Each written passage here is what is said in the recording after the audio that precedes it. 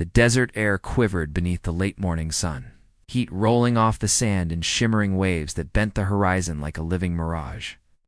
At the far edge of the training range, steel targets stood upright and battered, their scorched paint and pitted faces telling the story of decades of bullets that had struck them.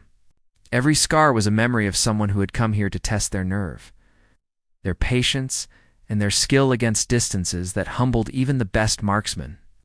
This was the place where reputations were built and destroyed, where silence between shots felt heavier than the gunfire itself. The soldiers waiting their turn shifted uneasily, boots crunching in the grit. They all knew the unspoken truth of this range. Past 2,000 yards, talent began to fade and luck took over. Beyond 3,000, a hit was considered a myth, a story told by veterans around a fire to impress wide-eyed recruits. The record that hung over this place was more than a number. It was a dividing line between what was human and what seemed impossible. Even the general had once said that to attempt it was to challenge the wind, gravity, and fate itself. So when the call rang out for the next shooter, everyone expected a hardened sniper to step forward. Instead, a young man moved into the open. Ethan Cole was barely 21, his uniform still stiff and new, his face far too young for a range soaked in legend. His rifle looked oversized against his lean build, and every step he took felt careful. As though he carried the weight of every watching eye, murmurs rippled through the ranks. Some scoffed, others exchanged knowing looks. Remembering how quickly dreams usually shattered here, yet Ethan's eyes held something different. There was no arrogance in them, no panic either, only a quiet resolve, as steady as the desert wind. The general stood watching, arms crossed, his expression carved from stone.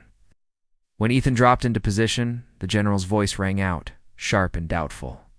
Asking if the young soldier even understood what he was trying to do, Ethan answered, simply that he did. The words only legends hit that far followed, heavy and final, meant to warn him away. Ethan did not move. He settled into the dust, stretched out, and aligned his rifle. The world around him faded until there was only his breathing and the distant blur of steel on the horizon. The heat shimmered, but he had learned long ago how to see past illusions.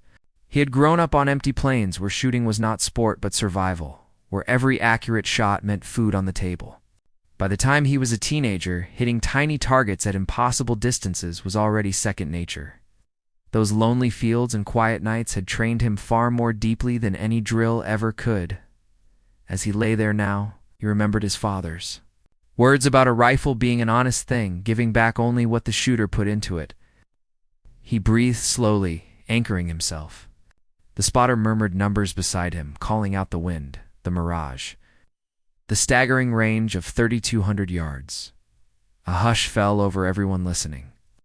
That distance was beyond the record, beyond what anyone here believed possible. Ethan's finger touched the trigger with the lightest pressure. The rifle cracked, its thunder rolling across the open desert. Then there was only silence, every eye locked on the distant target. Nothing happened at first. A few soldiers shook their heads. Then, cutting through the heat, a sharp metallic clang rang back. He had hit. Gasps and shouts erupted, disbelief spreading through the ranks. The spotter stared into his scope as if trying to prove it wrong. Ethan said nothing. He calmly chambered another round.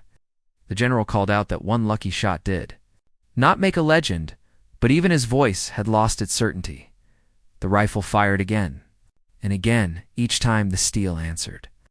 The range fell quiet, not with doubt now, but with awe. By the fourth hit, there was no denying the truth. This was not luck. This was something extraordinary.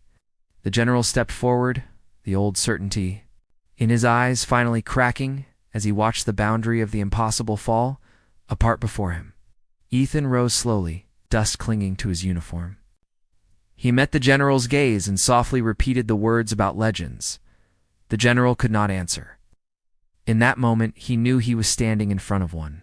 Cheers broke out around them, respect replacing every earlier doubt. The desert sun still burned overhead, but no one felt it. They had witnessed something that would live on in stories long after this day faded.